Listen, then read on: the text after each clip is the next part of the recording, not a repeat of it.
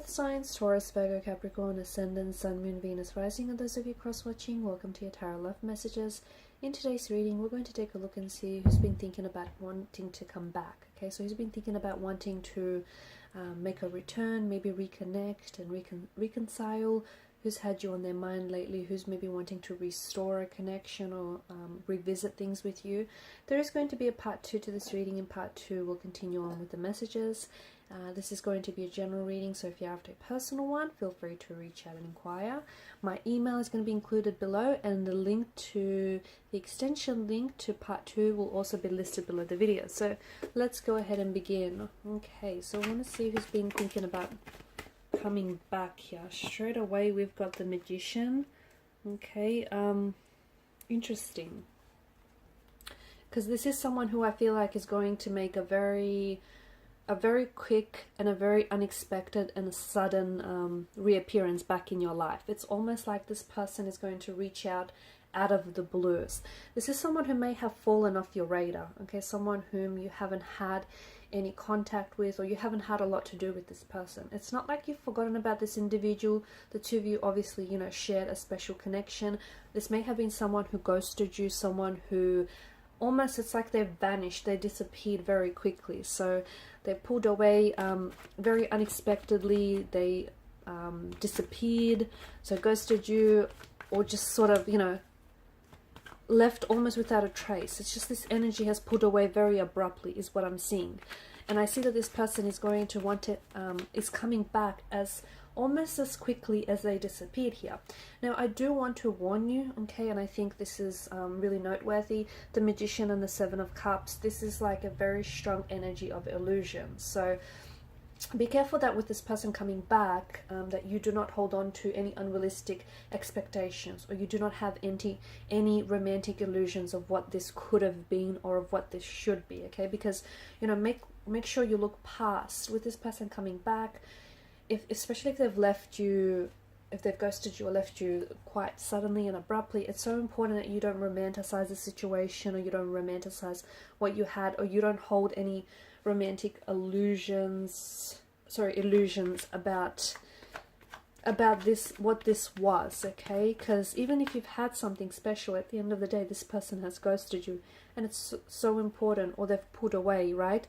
And because I see it was a little bit one-sided, so it's so important that you address that. It's so important that you hold this person accountable, even if they don't necessarily hold themselves accountable for their actions. It's so important that you call them out on their behavior. So because there has, you know, the Magician back in the olden days, he was a bit of a street scam artist, right? The Magician, and this person may have been, this is someone who may have been very deceptive with you. This is someone who may have been very, you know, not very honest with you, or not very honest, especially when it comes to their feelings, right? Maybe this person was never 100% sure on you or on the connection. And look, it's probably something that they should have told you about earlier, but instead this person decided to pull away, or this person decided to ghost you, okay? So it's so important that you look past the glistening allure of any, glistening allure of any illusions about what this was or what this could be, and you see it for what it is. And look, there is still something there. Obviously this person wants to reconnect because they feel like they've robbed themselves of the opportunity, or they feel as though, you know, they could have done better, or they feel as though, you know, there was something there unexplored, and now they want to revisit that. Be careful that this person, you know, on the flip side of that, be careful that this individual is not just coming back because they want, that it's convenient for them, okay? Or they're not coming back because it's, you know, out of boredom or anything like that. So again, you know, there is something a little bit deceptive about this person's energy. Yes, they're coming back, but what are you guys going back to? You don't want to go back to this one-sided relationship or this one-sided connection. You don't want to go back to someone who is not sure about you, not sure about what you guys have, not sure about where this is going. You don't want to come back to someone who is, you know, treating you like an option, like a choice, like, you know, many of their choices, and not like a priority. You don't want to go back to someone who is being deceitful, who's being dishonest, or perhaps disloyal, or even unfaithful, right? So it's so important that you do not go back to, you know, any unrealistic illusions or any romantic illusions, unrealistic expectations that you've had around this person. And I do see that it was one-sided. I do. And I think that you may have overextended yourself. So you may have made all the effort in the relationship and the connection by overgiving, over-applying, overextending, purely, you know, to overcompensate for this person's lack of efforts. You know, you've got the Moon card, which again is illusion. You know, very, very strong message of illusion. There's a strong sense of duality. Maybe this connection wasn't necessarily what you thought it was, okay? Maybe you gave them a lot more credit. Maybe you gave the connection a lot more credit. Maybe this relationship wasn't all that it was cracked up to be.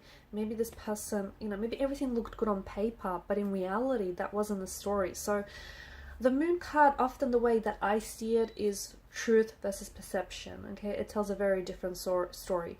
Was your perception of this person, was your perception of the relationship and the connection you shared, was it really the reality? Okay, so again, there is something quite deceptive about this person's energy. That is to say, this person could be coming back under a deceiving energy. So, you know, they're coming back because it's convenient for them, or they're coming back because, you know, they want to. They don't necessarily they want you, but they might not necessarily want a relationship with you. So you're going to have to really rely on your intuition, okay? You're really going to have to rely on your intuition, because if you feel like there's something off about them reaching out and reconnecting with you, because I do see this person's going to pop up in your life very soon, you know, don't deceive yourself. Don't, you know, trick yourself into thinking this is someone who's changed, or who's a brand new energy, when you clearly know that they're not. So, you know, a lot of illusions, a lot of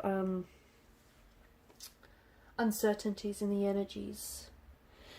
Your paths have gone separate ways with the Chariot, and I see that this is someone coming back with a lot of determination in their energy. So they may be coming back under false pretenses. They may be coming back because it's more of an ego thing, like, you know, them wanting you, but not necessarily wanting a relationship or a commitment with you.